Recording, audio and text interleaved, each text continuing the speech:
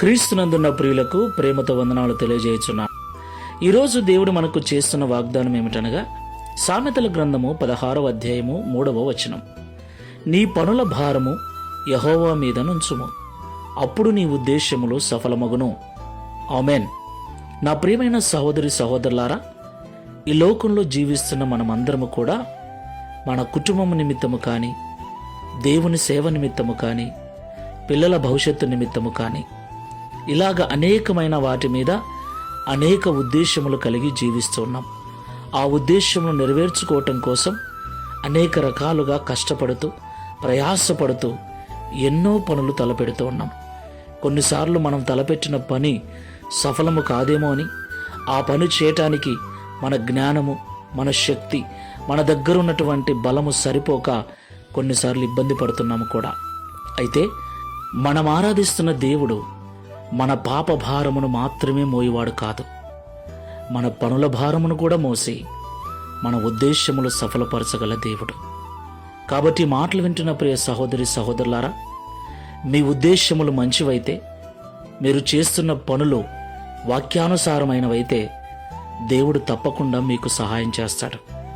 ఇక నుండి మీ ఉద్దేశ్యములు ఏమై ఉన్నాయో, ఏ పనులు మీకు భారంగా ఉన్నాయో వాటిని దేవునిపైన వేసి ప్రార్థనాపూర్వకంగా ఈ లోకంలో జీవించండి.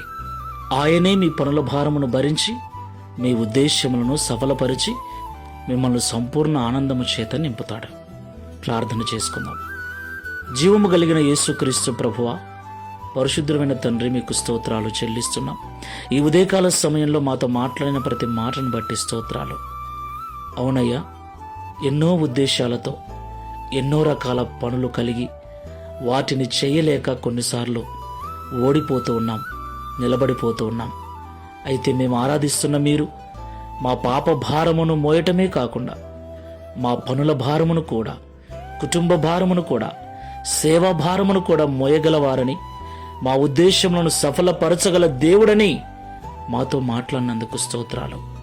అయ్యా, ఈ ప్రార్థనలో ఏకీభిస్తున్న మా ప్రియులను జ్ఞాపకం చేసుకోండి.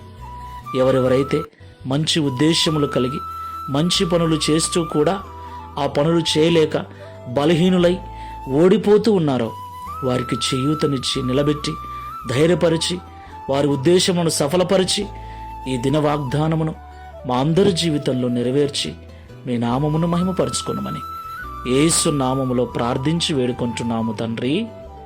ఆమేన్. Praise the Lord. God bless you.